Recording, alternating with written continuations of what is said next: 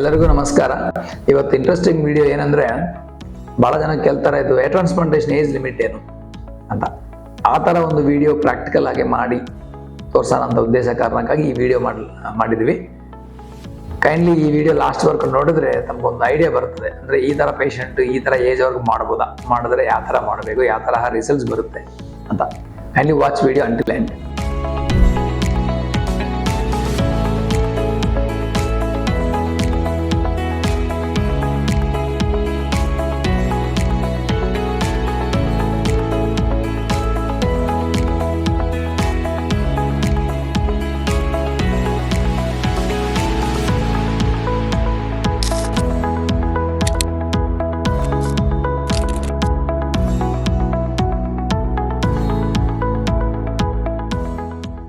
ಬಹಳ ಜನ ಕಾಮನ್ಲಿ ಕೇಳೋದು ಕ್ವಶನ್ ಏನಂದ್ರೆ, ಏಜ್ ಲಿಮಿಟ್ ಏನಾದ್ರು ಇದೆಯಾ ಅಂದ್ರೆ, ಮೋಸ್ಟ್ಲಿ ಆ ಕ್ವಶನ್ ಅವರು ಮಿನಿಮಮ್ ಏಜ್ ಆಗಿರ್ಬೋದು, ಮ್ಯಾಕ್ಸಿಮಮ್ ಏಜ್ ಆಗಿರ್ಬೋದು. ಮಿನಿಮಮ್ ಏಜ್ ಅಂದ್ರೆ 25 ಬೆಟರ್, ಯಾಕಂದ್ರೆ ಹೇರ್ ಫಾಲ್ ಆಗ್ತಾ ಇರ್ತದಂತ ಅವ್ರಿಗೆ. ಇನ್ ಕೇಸ್ ಸ್ವಲ್ಪ ಕೇಸ್ದಲ್ಲಿ ಎಕ್ಸೆಪ್ಷನ್ಸ್, ಎಲ್ಲ ಹೇರ್ ಫಾಲ್ ಆಗ್ಬಿಟ್ರೆ, ಬಾಲ್ನೆಸ್ ಆಗ್ಬಿಟ್ರೆ ಏಜ್ 21, 22 ನಲ್ಲಿ ಮಾಡ್ಬೋದು.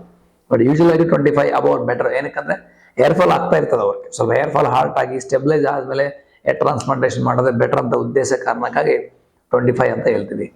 ಮತ್ತೆ ಏಜ್ ಅಪ್ಪರ್ ಏಜ್ ಲಿಮಿಟ್ ಏನ್ ಗೊತ್ತಾ? ಅಪ್ಪರ್ ಏಜ್ ಲಿಮಿಟ್ ನಾವು ಆಲ್ಮೋಸ್ಟ್ ಇವತ್ತು ಡಿಸ್ಕಸ್ ಮಾಡ್ತಾ ಇದ್ದೆ. Patient age 69 years. Already 70 years patient ಸ್ವಲ್ಪ ಜನಕ್ಕೆ ಮಾಡಿದ್ದೀನಿ, 67 ಇಯರ್ಸ್ ಅವ್ರಿಗೆ ಮಾಡಿದ್ದೀನಿ, 65. ಈ ನಡುವೆ ಈ ತರ ಅಬೌವ್ 45 ಪೇಷಂಟ್ಸ್ ಜಾಸ್ತಿ ಆಗಿದ್ದಾರೆ. ಅಂದ್ರೆ ಏಜ್ ಲಿಮಿಟ್ ಇಲ್ಲ, ಬಟ್ ಅವ್ರು ಹೆಲ್ತಿ ಆಗಿರ್ಬೇಕು. ನಾವು ಹೆಲ್ತ್ ಬಗ್ಗೆ ಡಿಸ್ಕಸ್ ಮಾಡಿದ್ರೆ ಬೇಸಿಕ್ ಆಗಿ ಹಾರ್ಟ್ ಪ್ರಾಬ್ಲಮ್ಸ್ ಇರಬಾರದು, ಕಿಡ್ನಿ ಪ್ರಾಬ್ಲಮ್ಸ್ ಆಗಲಿ, ಲಿವರ್ ಪ್ರಾಬ್ಲಮ್ಸ್ ಆಗಲಿ, ಡಯಾಬಿಟಿಸ್ ಆಗಲಿ, ಹೈಪರ್ ಟೆನ್ಷನ್ ಆಗಲಿ, ಅದೆಲ್ಲ ಇರಬಾರ್ದು. ಇನ್ ಕೇಸ್ ನಾರ್ಮಲ್ ಡಯಾಬಿಟಿಸ್ ಆಗಲಿ, ಹೈಪರ್ ಟೆನ್ಷನ್ ಆ ಥರ ಇದ್ರೆ ಅಂಡರ್ ಕಂಟ್ರೋಲ್ ಇದ್ರೆ ಹ್ಯಾಪಿಯಾಗಿ ಅವ್ರಿಗೆ ಮಾಡ್ಬೋದು. ವಿತೌಟ್ ಹ್ಯಾವಿಂಗ್ ಎನಿ ಅಂದ್ರೆ ಹೆಲ್ತ್ ಇಶ್ಯೂಸ್ ಏನಿಲ್ಲ, ಹ್ಯಾಪಿಯಾಗಿ ಆರೋಗ್ಯವಾಗಿದ್ದಾರೆ ಅಂದ್ರೆ ಏಜ್ ಲಿಮಿಟ್ ಇವನ್ 69, 70 ಇಯರ್ಸ್ಗೂ ಮಾಡ್ಬೋದು. ಇವತ್ತು ಪೇಷಂಟ್ ನಾವು ಡಿಸ್ಕಸ್ ಮಾಡ್ತಾ ಇರೋ ಏಜ್ 69 ಇಯರ್ಸ್. ಈಗ ಆಕ್ಚುಲ್ ಆಗಿ ಇದು ಡಿಫಿಕಲ್ಟ್ ಕೇಸು, ಬಟ್ ಆ ಏಜ್ ಅವ್ರಿಗೆ ಏನಂದ್ರೆ ಫ್ರಂಟ್ ಇಂದ ನೋಡಿದ್ರೆ ಚೆನ್ನಾಗಿದ್ರೆ ಸಾಕು, ಜಾಸ್ತಿ ಡೆನ್ಸಿಟಿ ಬೇಕಾಗಲ್ಲ ಅವ್ರಿಗೆ. ಸೊ ಅದರಿಂದ ಇವ್ರಿಗೆ ಡೋನರ್ ಸ್ವಲ್ಪ ಕಡಿಮೆನೆ, ಬಟ್ ಹೇರ್ ಟೆಕ್ಸ್ಚರ್ ಚೆನ್ನಾಗಿದೆ, ಕ್ವಾಲಿಟಿ ಚೆನ್ನಾಗಿದೆ ಹೇರ್. ಅದರಿಂದ ಅದು ಅವ್ರಿಗೆ ಪ್ಲಾನ್ ಯಾವ ತರ ಮಾಡಿದೀವಿ ಅಂದ್ರೆ, ಏಜ್ ದೊಡ್ಡ ಏಜಲ್ಲ, ಅದರಿಂದ ಫ್ರಂಟಲ್ ಏರ್ ಲೈನ್ ನಲ್ಲಿ ಸ್ವಲ್ಪ ಜಾಸ್ತಿ ಡೆನ್ಸಿಟಿ ಕೊಟ್ಟು, ಮಿಡ್ ಸ್ಕ್ಯಾಲ್ಪ್ ನಲ್ಲಿ ಸ್ವಲ್ಪ ಕಡಿಮೆ, ಹಂಗೆ ಕ್ರೌನ್ಗೆ ಹೋಗ್ತಾ ಸ್ವಲ್ಪ ಕಡಿಮೆ ಡೆನ್ಸಿಟಿ ಮಾಡಿ ಫೇಡ್ ಔಟ್ ಮಾಡಿದ್ವಿ. ಅದರಿಂದ ಫಸ್ಟ್ ಇಂಪ್ರೆಷನ್ ನೋಡುವಾಗಲಿ, ಫೋಟೋಸ್ ನಲ್ಲಿ ಆಗಲಿ ಅವರು ಬಹಳ ಹೆಂಗ್ ಕಾಣ್ತಾರೆ. ಯೂಶಲಿ ಆ ಏಜ್ ಅವ್ರಿಗೆ ಹೇರ್ ಲೈನ್ ಕೆಳಗಡೆ ಮಾಡೋದು ಬೇಕಾಗಿಲ್ಲ. ಅದರಿಂದ ನಾವು ಸ್ವಲ್ಪ ಗ್ರಾಫ್ಟ್ ಸೇವ್ ಮಾಡ್ಕೊಂಡು ಹೇರ್ ಲೈನ್ ಮಧ್ಯ ಸ್ಕ್ಯಾಲ್ಪ್ ನಲ್ಲಿ ಹಾಕಿದ್ರೆ ಡೆಫಿನೆಟ್ಲಿ ಇಂಪ್ರೂವ್ಮೆಂಟ್ ಬರುತ್ತೆ ಅಂತ ಉದ್ದೇಶ ಕಾರಣ ಆ ತರ ಪ್ಲಾನ್ ಮಾಡಿ ಟ್ರಾನ್ಸ್ಪ್ಲಾಂಟ್ ಮಾಡಿದ್ವಿ.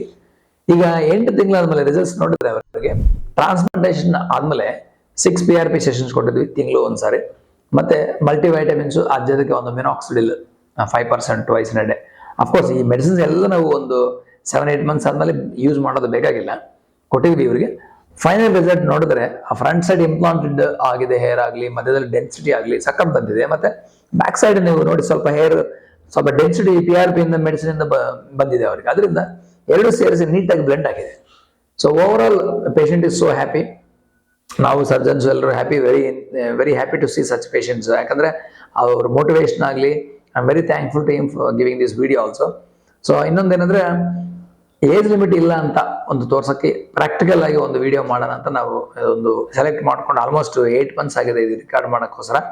ಸೊ ಅಷ್ಟು ಪೇಷಂಟ್ಸ್ ಆಗಿ ವೆಯ್ಟ್ ಮಾಡಿ ರಿಸಲ್ಟ್ಸ್ ಆದ್ಮೇಲೆ ನಾನು ತೋರಿಸ್ತಾ ಇದ್ದೀನಿ. ಯಾಕಂದ್ರೆ ಸಿಂಪ್ಲಿ ಟ್ರಾನ್ಸ್ಪ್ಲಾಂಟ್ ಮಾಡಿ ತೋರಿಸೋದು ಬೇರೆ, ಟ್ರಾನ್ಸ್ಪ್ಲಾಂಟ್ ಮಾಡಿದ ತಕ್ಷಣ ಆದ್ಮೇಲೆ ರಿಸಲ್ಟ್ಸ್ ಬಂದಾದ್ಮೇಲೆ 8 ತಿಂಗಳಾದ್ಮೇಲೆ ವಿಡಿಯೋ ತೋರಿಸೋದು ಬೇರೆ, ಅದು ಸ್ವಲ್ಪ ಡಿಫ್ರೆಂಟ್. ಅದಕ್ಕಾಗಿ ಈ ವಿಡಿಯೋ ಇಷ್ಟು ದಿನ ತಗೊಂಡು ನಾವು ರೆಕಾರ್ಡ್ ಮಾಡಿ ಒಂದು ಪ್ರಾಕ್ಟಿಕಲ್ ಎಕ್ಸಾಂಪಲ್ ಸೆಟ್ ಮಾಡೋಣ ಅಂತ. ಬಹಳ ಜನ 65, 67, 68 ಇಯರ್ಸ್ ನಾನು ಮಾಡಿದ್ದೀನಿ, ಇದೊಂದು ಎಕ್ಸಾಂಪಲ್ ತೋರ್ಸಕ್ಕೆ. ಸೊ ಅದಕ್ಕಾಗಿ ಏಜ್ ಲಿಮಿಟ್ ಏನಿಲ್ಲ, but end of the day ನಿಮ್ಮ ಸರ್ಜನ್ ಹತ್ರ ಕೂತ್ಕೊಂಡು ನಿಮ್ಮ ಡಾಕ್ಟರ್ ಹತ್ರ ಭೇಟಿಯಾಗಿ ಹೆಲ್ತ್ ಬಗ್ಗೆ ಡಿಸ್ಕಸ್ ಮಾಡಿ ಕಂಪ್ಲೀಟ್ ಎವ್ಯಾಲ್ಯೂಯೇಟ್ ಮಾಡಿಕೊಂಡು ಆದ್ಮೇಲೆ ಸರ್ಜನ್ ಡಿಸೈಡ್ ಮಾಡ್ತಾರೆ.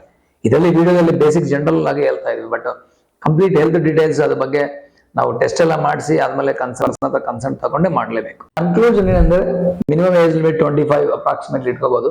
ಅದರಲ್ಲಿ ಎಕ್ಸೆಪ್ಷನ್ ಏನಂದ್ರೆ, ಕಂಪ್ಲೀಟ್ ಬಾಲ್ಡ್ ಆಗಿದ್ರೆ 21, 22ಗೆ ಮಾಡಬಹುದು.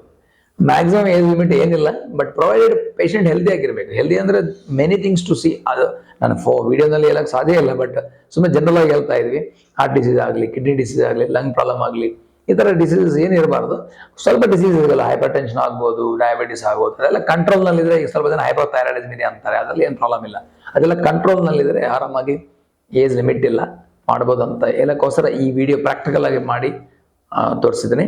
Thanks for watching the video.